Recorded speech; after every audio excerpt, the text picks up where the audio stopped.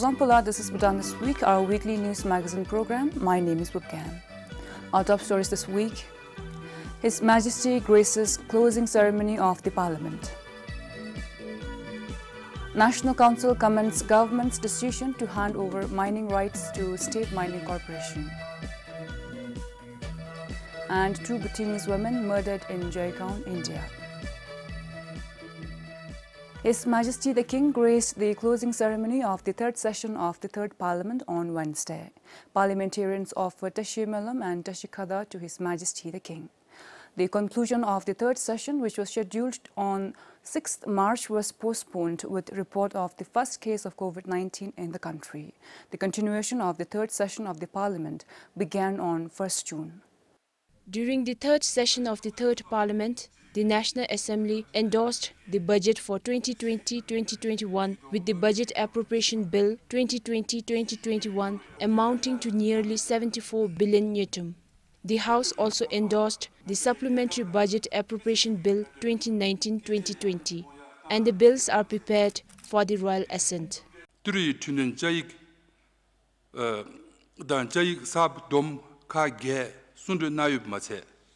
두기 니겔 팀뎁 튀는 자익다 두기 지트다 니트 자외 네츠 팀뎁 튀는 자익하니 소가 펜션이기 바나 된전 닥바치고로 미튼주 마줌레텐 지솔현주나 손르 나니기 된로 데디베드 세슈니.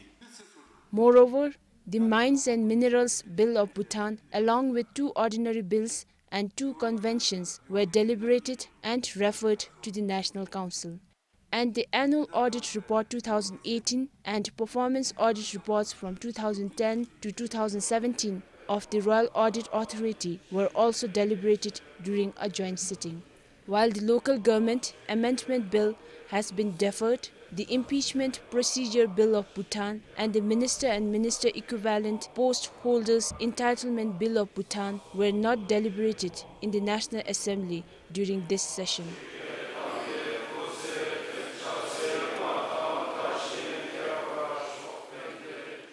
Xingzhang, BBS News.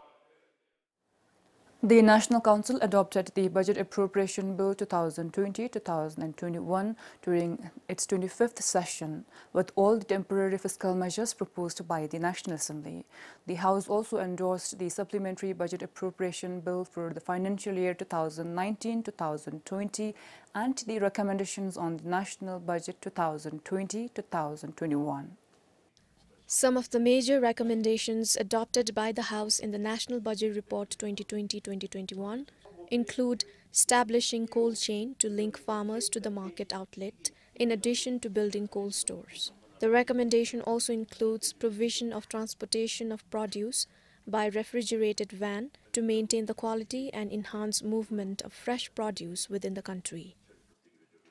The House also recommended continuing allocation of new mines and those mines whose leases expire to the State Mining Corporation Limited till the process of amending the Mines and Minerals Management Act is completed in the Parliament. The House also proposed establishing a CSI estate in Eastern Bhutan to ensure a balanced regional development and access to economic opportunities and facilities. With regard to Punazanshu 1 project, the House recommended the government to immediately commission an independent third party to study the current problems and issues at the project site and find feasible solution.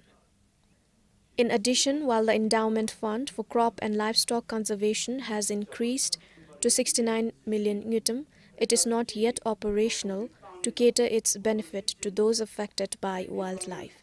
Thus, the House recommended making this fund operational as soon as possible so that the affected people can be compensated in a beneficial and timely manner.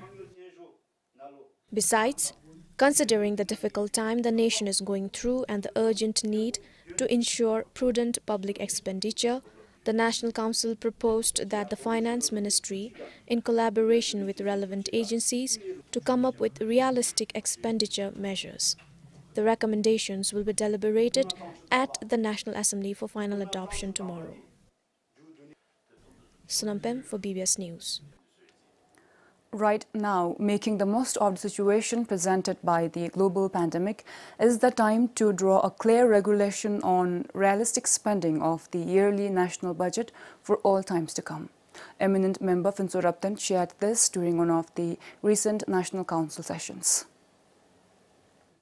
The eminent member said, while the government has allocated the limited budget that the country has for various agencies, what matters now is how wisely the budget will be spent.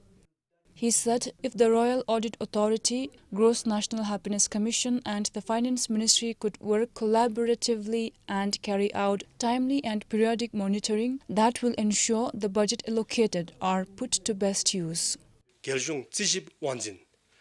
Dele ngachira geong kaki pezom dele ngachira tena nichil henka anisum chikhalu tindilgi thole dinalu sunriche nashinale nalepa lochi lonigi nalu ngachiragi mangil tangthangi nalu lamluchi ding dibe ngaroel habbe sodab dauchi bewachin dari yumi tirugi langa sewachin melanse shunimi deoda khacheodi dazimga sewachin. He said, going by the Royal Audit Authority's annual reports, millions were spent irrationally and even put to waste by various agencies. He shared that the country cannot afford to repeat such irrational spending now, given the economic uncertainties presented by the pandemic. Going by the audit's annual report 2019, unresolved irregularities among various budgetary agencies accounted for more than 600 million in 2018. The government has allocated 74 billion for the financial year 2020-2021, of which close to 33 billion is recurrent and more than 36 billion is capital budget. As the country's domestic revenue is expected to drop by 14%, the government has also proposed 7 temporary fiscal measures to meet recurrent expenditures from internal resources. Pupkm for BBS News. The National Council, while deliberating on the National Budget 2020-2021, applauded the government's decision of handing over the mining rights to the State Mining Corporation Limited, or SMCL. The member suggested that the government should continue with the decision until the House passes the Mines and Minerals Bill 2020. SMCL was incorporated as a DHI company in December 2014. It was established as a designated body by the government to develop and manage strategic minerals. Member of Parliament from Ha, Ugendamge said, granting mining rights to State Mining Corporation Limited or SMCL is very much in line with the government's goal of narrowing the gap. He added the decision has come at a time when the country is going through economic crisis due to the pandemic.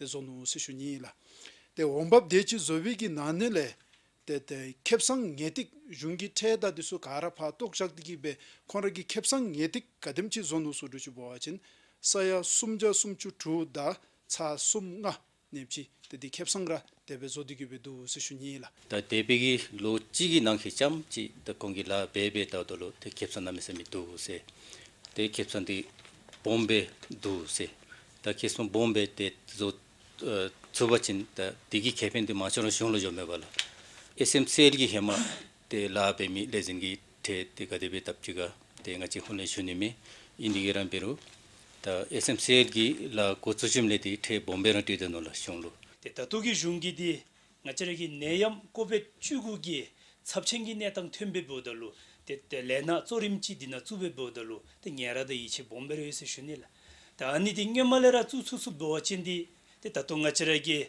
삽chengi netang dizumchinalo de kangil senegi tablam ngomachi da shijamchi da digi majoga sewegi logyoba yese shunila. Meanwhile, eminent member Finsuraptan shared, considering the revenue mining sector can generate, it should be included in the government's economic contingency plan.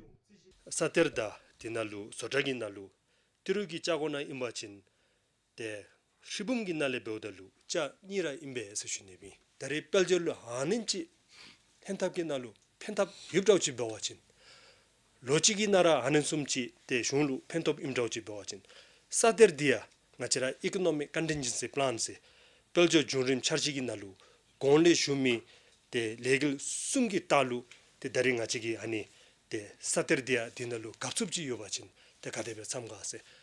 The Finance Ministry has allocated a budget of 1.6 billion Newton for mining and manufacturing sector in the financial year 2020-2021. Some of the major activities include establishment of 3 industrial parks at Thamdum, Motanga and Jimiling, and development of dry port and industrial estates at Pasakha and Jimina. Further, a budget of 288 million Newton has been allocated under the CSI flagship programs for establishment of CSI estates in Paro, Bumthang and Sirang, and establishment of startup centers at Thamdum and Gyalpashing. Sunampem for BBS News. The United Nations in Bhutan committed $1.17 million, which is over 82 million to the government. The funds are from the UN Secretary-General's COVID-19 Response and Recovery Fund and Joint STG Fund. The UN will also support in education continuity, strengthening tourism sector, support farmers and entrepreneurs, and to accelerate progress towards sustainable development goals. So the more we're able to respond to the immediate needs, but also the longer term needs, the better. So approximately $300,000 is going to come in to support the Ministry of Agriculture and the Ministry of Health. We're going to help with young kids, especially the more vulnerable kids, through UNICEF, and then through the World Food Programme and through the UNDP, we're going to help with the tourism workers who need to be supported at this time, but also agricultural extension work. The Druk Holding and Investments Group reported nearly 9% increase in revenue for 2019 compared to previous year. In figure, the total income earned by the group last year comes to more than 39 billion Newton. In 2018, it was some 36 billion Newton. According to a report, the financial year 2019 was a good year for the DHI Group. Almost all the companies under DHI reported much higher level of performances as compared to any previous financial years. The group's performance improved mainly because of the companies like Bank of Bhutan, Bhutan Telecom, Druk Air, DGPC and BPC, and also State Mining Corporation Limited. State Mining Corporation Limited's return on equity, it increased from 24% in 2018 to almost 50% in 2019. That's an exceptional performance. And also in 2019, DGPC experienced good hydrology, good rainfall, and that actually increased the generation and increased the export. The DHI Group also reported increase in profit after tax. Because of that, we have been able to increase our dividend payments to the Ministry of Finance, as against 3.3 billion that we remitted in 2019. Now in 2020, we will be remitting more than 4.5 billion to Ministry of Finance. But it's not just the dividend that we remit to the Ministry of Finance. We also pay them corporate taxes, and the corporate taxes, also increased from 2018. As a way forward, DHI has also committed investments of some $14 million in market outside Bhutan. Samtin Dolkar, BBS News. The Royal Civil Service Commission has deferred this year's preliminary examination for university graduates to August. With adoption of physical distancing measures and closure of colleges, the Commission said they are yet to decide on dates. They said they will set dates only after approval from the government. Every year, over 3,000 graduates sit for the preliminary examination on the first week of August. E-registration starts from mid-June and lasts till mid-July.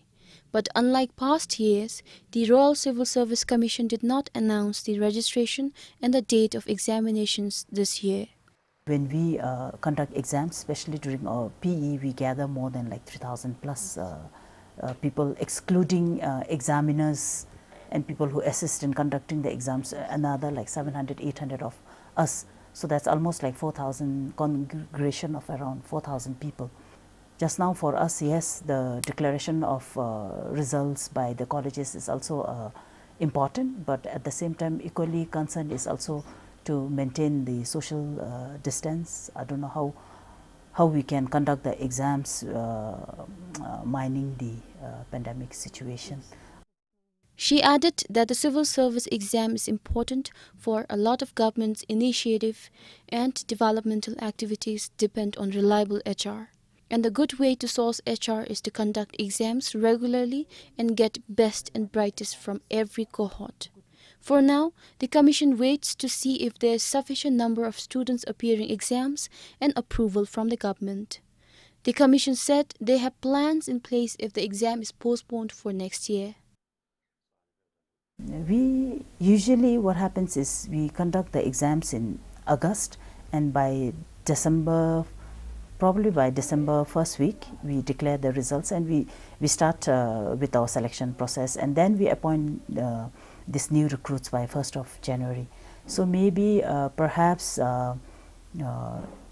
in view of many uncertain things in front of us, we may conduct, I don't know, 2 exams or maybe a single exam. So we really have to go by what really unfolds. The Commission clarified that when they announce the dates for the exam, they will give graduates equal time that is usually given for preparation. Sam Tendolkar, BBS News. With the pandemic showing no signs of slowing down, Bhutanis who lived in Jaigaon started bringing in their belongings to Bhutan after waiting for 3 months. In the wake of COVID-19 pandemic, more than 5,000 Bhutanis were evacuated from Jaigaon before the gate was closed on 23rd March.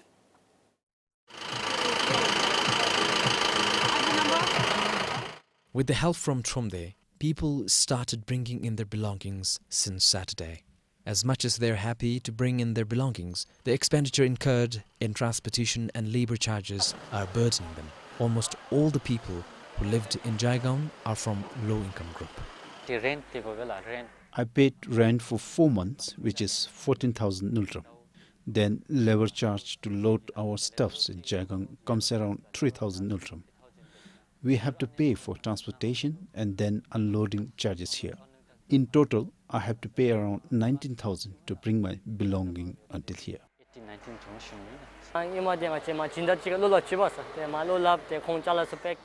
We talked with the house owners in Jaigaon and requested them to send our belongings.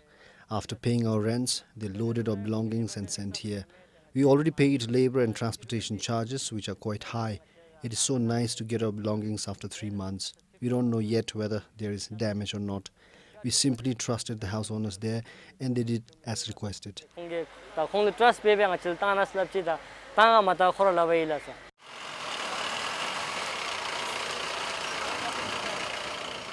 Depending on the quantity of the load and distance, some are even charged higher.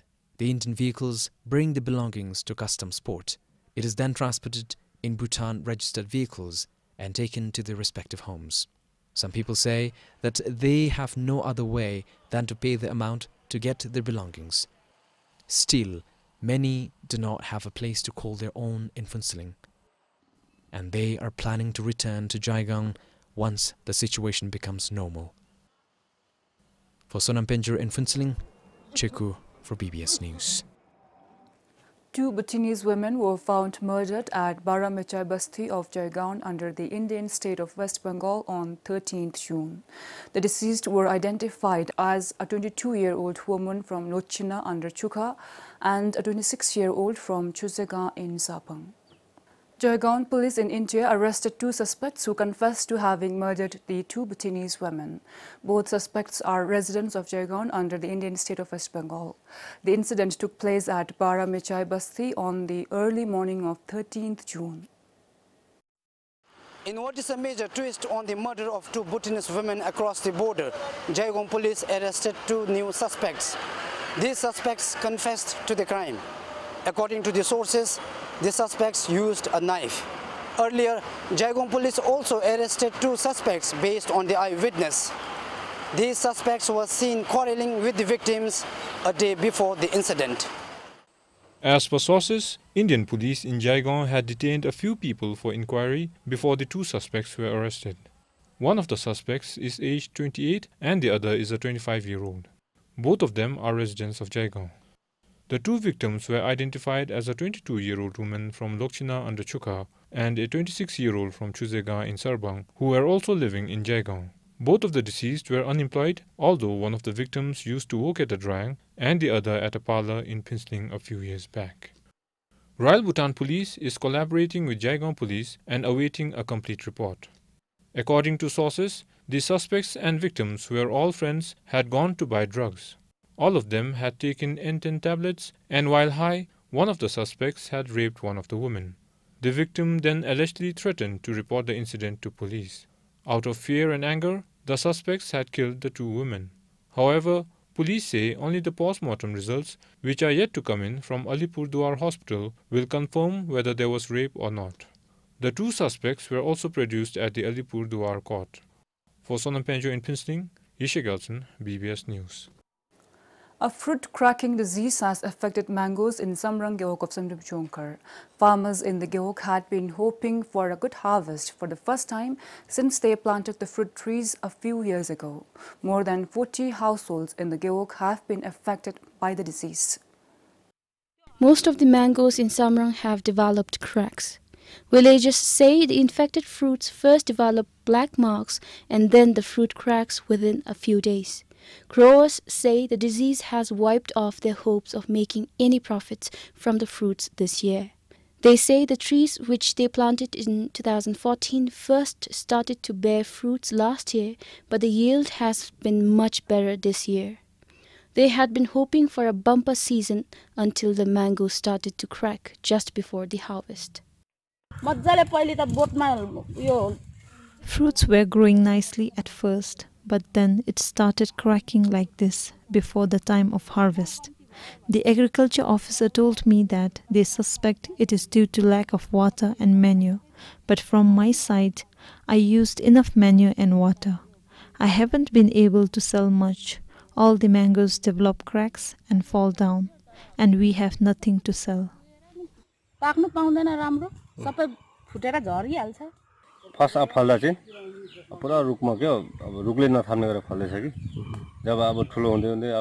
It was all well in the beginning. The trees were full of fruits, but then most of the mangoes started cracking and fell on the ground. We hardly have any mangoes that can be sold. I haven't been able to sell much of the fruits.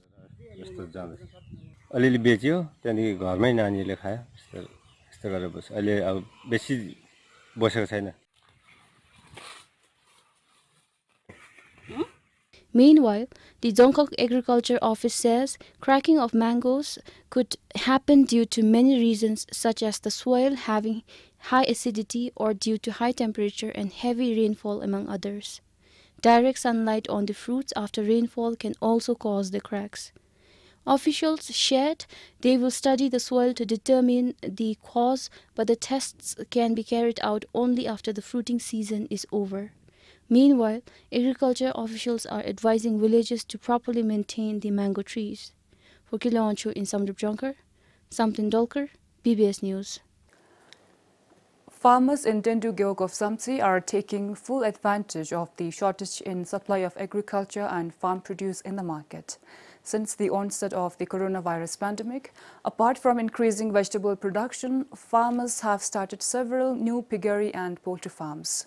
Today, farmers are reaping the benefits of not having Indian competitors due to the border closure. Tsering Doji, one of the large-scale farmers in Tendrup, saw a bountiful harvest this spring. Selling green chilies alone, he made a profit of close to 100,000 Newton.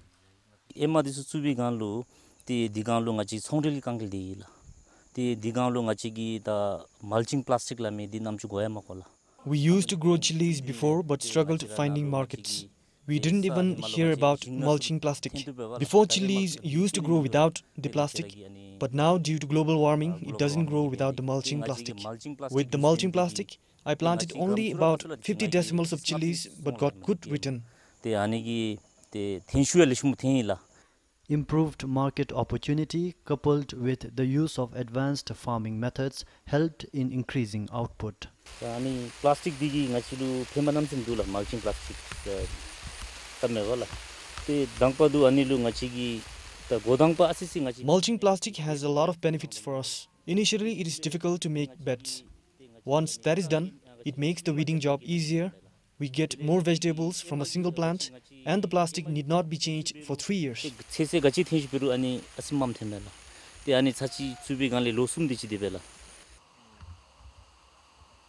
It is not just vegetables that the farmers here are focusing on. Ever since the onset of the coronavirus pandemic, new piggeries and fisheries have been set up, and those farmers who were into poultry farming before have brought in more pullets so that they can meet the increasing demand of chicken in the market. Demand for chicken from Tendruk comes from as far as Paro. Farmers say they are unable to keep up with the increasing demand. When we started off, we only had about 200 broilers. Business was not so bad, but we could not compete with farmers from across the border. Now that the border is closed, we are doing well. That is why from 200 we added 1,000 more broilers, and now we have 1,200 numbers. This new broiler shed under construction by another villager will house about 1,500 chickens once complete. The Gyeok Agriculture Office says the Gyeok is self-sufficient in terms of vegetable and livestock production. The chiok tawachindima pa chiok ngap charenara yila devdalu khonda to chiok. We do have farmers working extensively in all our 5 chioks, but among the 5, people of 2 chioks are doing large-scale vegetable production. In these chioks, about 200 households are involved in vegetable farming works. Tendruk Gyeok does not have a vegetable market. Seeing increasing number of farmers taking up commercial farming, the Gyeok recently completed the construction of a vegetable shed in town, which will be operational starting next week. Sherab Doji, BBS News, Samtse. That brings us to the end of the week's bulletin. Thank you for watching.